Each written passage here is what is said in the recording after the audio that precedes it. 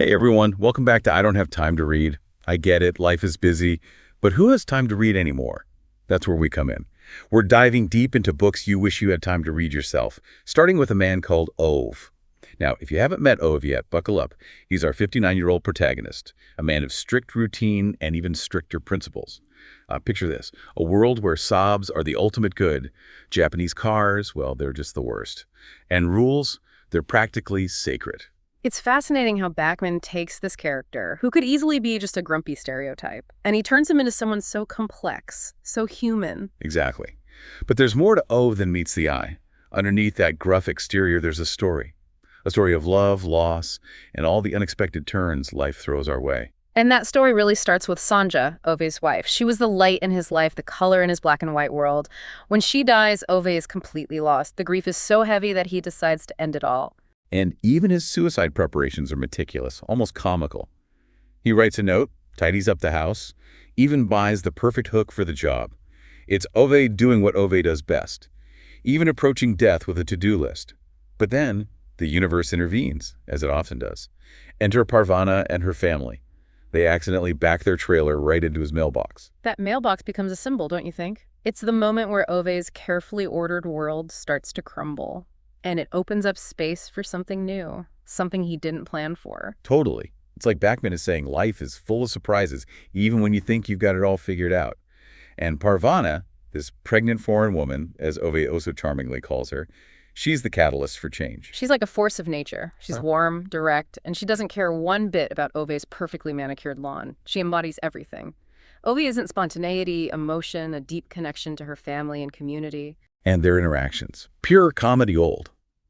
Ove tries so hard to resist, but he finds himself drawn into her world. He begrudgingly helps out, and there are even, dare I say, moments of kindness. Remember that scene where she asks him to watch her daughters? He ends up reading them a bedtime story. It's Backman at his best, using humor to chip away at Ove's tough exterior, showing us the softer side underneath. It's a turning point in their relationship, too. It marks the beginning of a connection. Hesitant at first, but genuine. A connection that pushes Ove to face his loneliness and rediscover what it means to connect with other people. Right, and we can't forget the other neighbors who contribute to breaking down Ove's walls. There's Jimmy, the tech-savvy guy who helps Ove navigate the world of technology. A funny reminder that even grumpy old men need a hand in the digital age. And then there's Rune, Ove's former best friend, now turned rival. Their relationship is strained by years of unspoken resentment and the paths their lives have taken. Their car choices are so telling. Ove's unwavering loyalty to Saab versus Rune's switch to BMW. It's like their cars represent their whole approach to life. Ove holding on to tradition and practicality, while Rune embraces change, maybe even a little extravagance. Yeah. It makes you wonder, is Backman suggesting that clinging to the past can lead to isolation? That's such a good point. It seems every character, every interaction is carefully designed to show us something deeper about Ove. Absolutely. And to truly understand Ove, we have to dig into his past. Through these flashbacks, we learn he was an orphan raised by a very principled father, a father who taught him the value of hard work, a love for engines, and unwavering honesty. These values shaped Ove, but they might also be the reason he's so rigid, so unable to bend the rules. And then we see his love story with Sanja unfold. It all begins on a train journey, and it fills his life with color. Sanja was his opposite in many ways. She was vibrant, free-spirited, full of passion. But their differences fit together perfectly. Remember their secret gesture, her index finger tucked into his palm? Such a small detail, but it speaks volumes about the depth of their connection. It's their own language of love and support. And what's so interesting is how these glimpses of his past, his father's lessons, his bond with Rune, his deep love for Sanja, they start to shed light on Ove's actions in the present. It's like he's subconsciously trying to recreate those connections, those moments of belonging through his interactions with his neighbors, even if it comes out as grumbling and reluctant acts of service. He's almost rebuilding his world, isn't he? Like piece by piece, using the only tools he knows, practicality, fixing things, and that stubborn need to do everything the right way. Yeah, you see it even in his interactions with that stray cat, right? I mean, here's this guy so focused on order and rules in his little community, and suddenly he's taking in this injured animal, caring for it, even talking to it in his own gruff way. It's such a powerful symbol, that cat. It represents this chink in Ove's armor, a vulnerability he tries so hard to hide. As he's taking care of it, you see him softening, changing his routine to make space for this unexpected creature. A reminder that compassion can touch even the hardest hearts, I think. Definitely. And it's not just the cat, is it? You see Ove's hidden depths in how he interacts with other characters too. Like Adrian, that young man who's struggling to fix a bike for the girl he's in love with. There's something about Adrian's sincerity, his awkwardness, that seems to resonate with Ove, maybe reminds him of his younger self, and it makes him want to help. It's almost like he sees echoes of his own past in these younger characters, the life he had with Sanja. And by helping them, he's keeping those memories alive in a way. Then there's his relationship with Rune. It's complicated, right? They were best friends once, a central part of each other's lives. But now it's all tangled up in misunderstandings and unspoken resentments.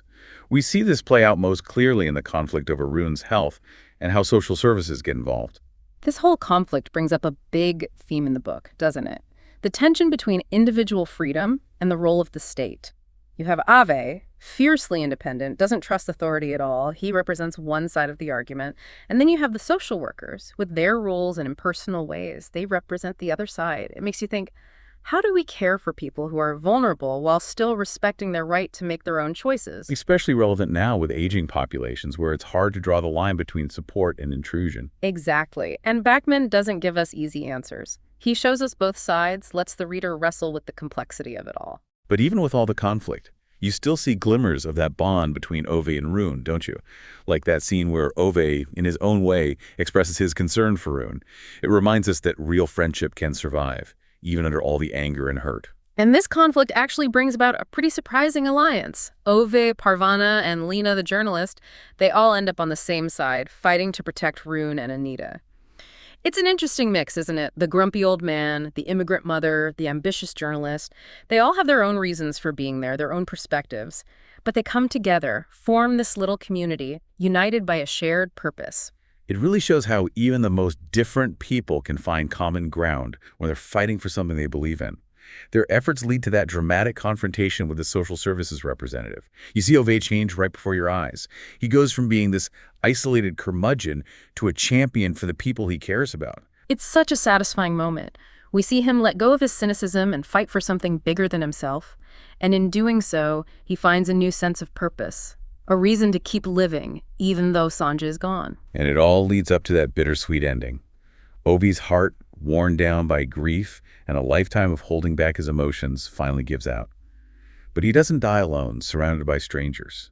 He's with his new community, a testament to how powerful connection can be. A truly moving ending, isn't it? Even in death, we're not defined by our loneliness, but by the relationships we build. A reminder that life, even with all its pain and disappointment, is ultimately about finding those moments of connection, those sparks of humanity that make it worthwhile. It's a story that stays with you, you know, even after you finished it. A Man Called Ove is a reminder not to judge a book by its cover, or a grumpy old man by his sob for that matter. But what really gets you is how Backman mixes humor and heartbreak. All these deep thoughts about life and loss and the importance of connecting with others. It makes you want to look closer, doesn't it? To see the humanity in those who seem different or difficult. It reminds you that sometimes the grumpiest people are the ones with the biggest hearts, just waiting for the right moment to open up. Speaking of opening up, I think that we open things up to our viewers. We got some great questions in the comments. So let's dive in, shall we? Yeah, looking forward to it. Okay, first up we have Sarah. She asks, if Ove were alive today, what would he think about social media? Would he be all over it or would he hate it? Oh, that's a good one. Knowing Ove and his dislike of all things modern technology and how much he values face-to-face interaction, I think he'd be pretty skeptical of social media, maybe even downright disgusted. I can just imagine him, hunched over his computer, ranting about someone's poorly lit selfie, or complaining about too many exclamation points. But then again, maybe Parvana could have convinced him to join some local online group, or start a blog about proper mailbox etiquette. Actually, yeah. Ove as this unlikely social media star, sharing his wisdom about car repairs and the right way to hang your laundry. He could be the internet's grumpy grandpa dishing out advice with a healthy dose of disapproval. I love it. Okay, next question comes from James. He asks, what do you think is the most important message Backman is trying to get across in A Man Called Ove? Ooh, that's a tough one. We could talk about this for hours probably. But if I had to pick one key message, it would be the importance of human connection. Throughout the book, we see Ove, this man who seems determined to shut everyone out. He gets pulled into these relationships, even if he doesn't want to be. And it's through those relationships that he finds healing, purpose. even redemption in a way. Right, we're social beings, aren't we? Even the loners among us need to feel like they belong. We need a community to support us through the good times and the bad. And sometimes those connections come from the most unexpected places. A quirky neighbor, a stray cat, maybe even fighting against some bureaucratic system, like Ove does. Backman reminds us that community isn't about being the same. It's about finding common ground, recognizing our shared humanity, and reaching out, even when it's hard. Oh, love that. And I think that's a perfect note to end on. A Man Called Ove reminds us to embrace the unexpected, to look for the good in others, and to cherish those connections that make life meaningful. So go find your own Parvana, adopt a stray cat, maybe even strike up a conversation with the grumpy old man next door. You never know what kind of journey awaits. And if you're pressed for time but still want a good story, remember I Don't Have Time to Read is here for you. Until next time, happy reading, everyone.